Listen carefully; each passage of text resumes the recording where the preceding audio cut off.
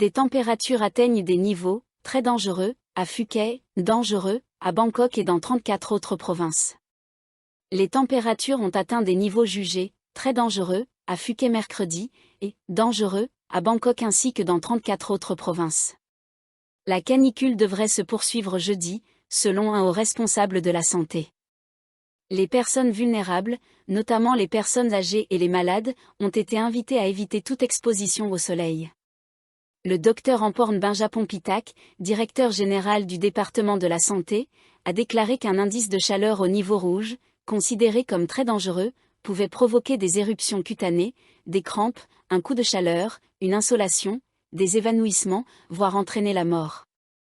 Les personnes âgées, les travailleurs en extérieur ainsi que celles souffrant d'alcoolisme, de troubles mentaux, d'obésité ou de maladies chroniques doivent prendre des précautions particulières. L'indice de chaleur correspond à la température ressentie par les individus, a expliqué le docteur Amporn. Il prend en compte la température réelle et l'humidité relative, ce qui donne une sensation de chaleur bien plus élevée que la température mesurée. Un indice de chaleur au niveau rouge peut donner une impression de température atteignant 52 degrés Celsius ou plus, alors que la température réelle est plus basse, selon le département météorologique. Ces conditions devraient se maintenir à Phuket jusqu'à jeudi. Le docteur Amporn a précisé que mercredi et jeudi, l'indice de chaleur atteindrait un niveau orange, dangereux, à Bangkok et dans 34 provinces. Buangkang, Buriram, Cheyapphom, Chantaburi, Chonburi, Chumphon, Kalazin, Krabi, Lampan, Lopburi, Maeongson, Mahasarakam, Nakhon Ratchasima, Nakhon Sawan, Nakhon Sitamara, Nang Khai, Patani, Phang-nga, Phetchabun, Phetchaburi, Phichi, Prachinburi, Prachuapkhirikan, Rayom, Roi, Sakeo, Sisaket, Sukhothai, Suratani, Surin, Tak, Tra, Ubon Ratchathani et Udontani. Un indice de chaleur en zone orange signifie une température ressentie de 42 degrés Celsius à 51,9 degrés Celsius, ce qui peut entraîner des crampes, une fatigue extrême ou un coup de chaleur. Le docteur Titi Sawamtam, directeur général adjoint du département de la santé, a recommandé, en période de forte chaleur, de boire beaucoup d'eau sans attendre d'avoir soif, d'éviter l'alcool et les boissons très sucrées comme les sodas et les sirops, et de porter des vêtements bien aérés. Il a également conseillé de consulter un médecin en cas de symptômes comme peau rouge ou chaude, peau rapide, maux de tête, confusion, perte de conscience, réaction lente, troubles de la parole, anxiété ou hallucination. En cas de coup de chaleur, le traitement d'urgence consiste à appliquer de l'eau froide ou des glaçons sur des zones clés du corps, notamment la nuque et les aisselles, pour faire baisser rapidement la température corporelle, avant de transporter la personne à l'hôpital, a précisé le docteur Titi. À Bangkok, les propriétaires de chiens et de chats devront enregistrer et pucer leurs animaux dès l'an prochain. Les habitants de Bangkok qui possèdent des chiens ou des chats devront obligatoirement enregistrer et pucer leurs animaux de compagnie à partir du 10 janvier prochain, selon une nouvelle réglementation municipale. Les animaux devront être pucés dans un délai de 120 jours après leur naissance, ou dans les 30 jours suivant leur acquisition. La réglementation fixe également une limite au nombre d'animaux autorisés selon la taille du logement, et encadre la possession de races considérées comme dangereuses. L'administration métropolitaine de Bangkok, BMA, a publié mercredi sur sa page Facebook que cette nouvelle règle visait à lutter contre la prolifération des animaux errants. Elle entrera officiellement en vigueur le 10 janvier prochain.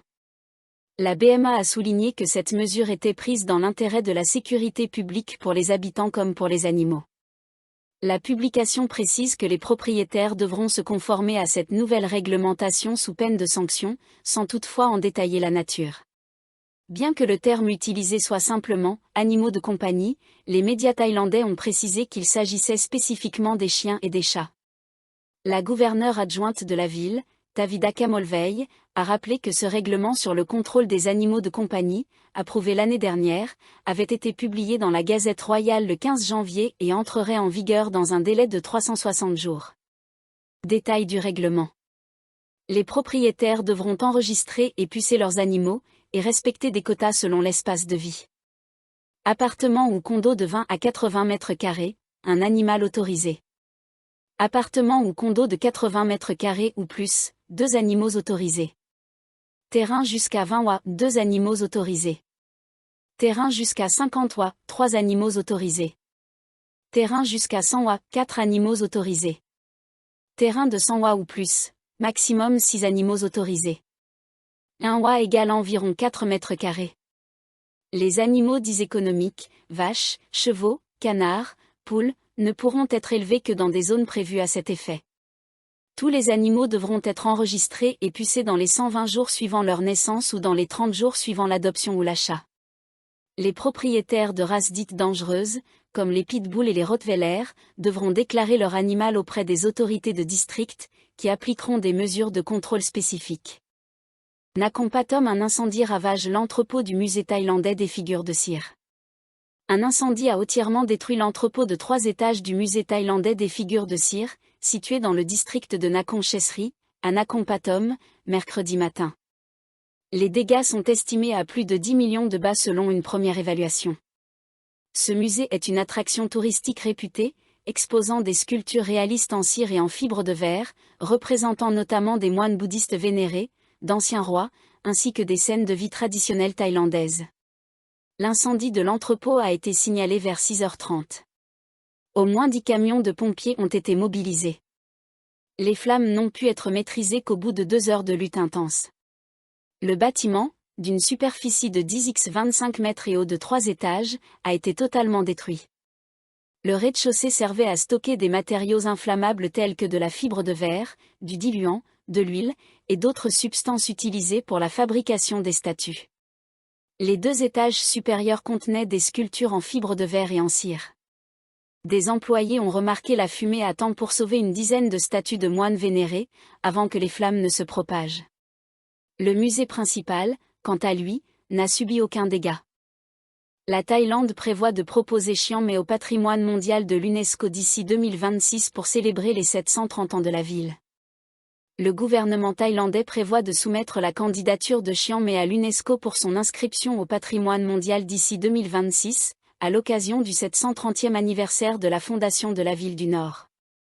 La ministre de la Culture, Sudawang Wangsufakul, a annoncé mardi qu'un comité gouvernemental travaille sur le dossier de candidature depuis que Chiang Mai a été inscrite sur la liste indicative de l'UNESCO en 2015. Pour mettre en valeur Chiang Mai, le dossier de candidature souligne 7 sites emblématiques qui illustrent sa richesse culturelle et son importance historique.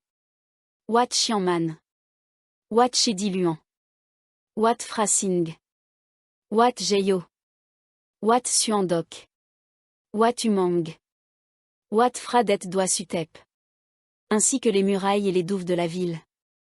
Le dossier devrait être finalisé d'ici août, avant d'être soumis au comité de la Conférence générale de l'UNESCO en 2026. Cette initiative vise à coïncider avec la célébration du 730e anniversaire de la ville, a précisé Madame Sudawang. Chiang Mai fut la capitale du royaume de Lana, avec une histoire remontant à 730 ans. Sa prospérité passée se reflète dans ses nombreux temples et vestiges archéologiques. Ses traditions, sa population et sa culture font partie du charme qui attire les visiteurs, a-t-elle déclaré. Un projet de transformation administrative en parallèle. Parallèlement, un mouvement porté par l'Internet Dialogue on Law Reform, ILO, propose de transformer Chiang Mai, d'une province à une métropole, par le biais du projet de loi sur la métropole de Chiang Mai. Selon une source locale, ILO prévoit de recueillir jusqu'à 10 000 signatures afin de soumettre une pétition au cabinet ministériel. Représentant des réseaux de la société civile locale, ILO présente ce projet comme une mesure de décentralisation, visant à ce que l'autorité locale ne dépende plus du gouvernement central. Ce texte donnerait aux résidents de la province le droit d'élire leur propre gouverneur ainsi qu'un conseil municipal selon les circonscriptions électorales provinciales. Ce conseil remplacerait l'actuelle administration provinciale de Chiang Mai. Le gouverneur élu disposerait de pleins pouvoirs sur la gestion budgétaire et financière, et superviserait l'ensemble des organismes locaux subordonnés.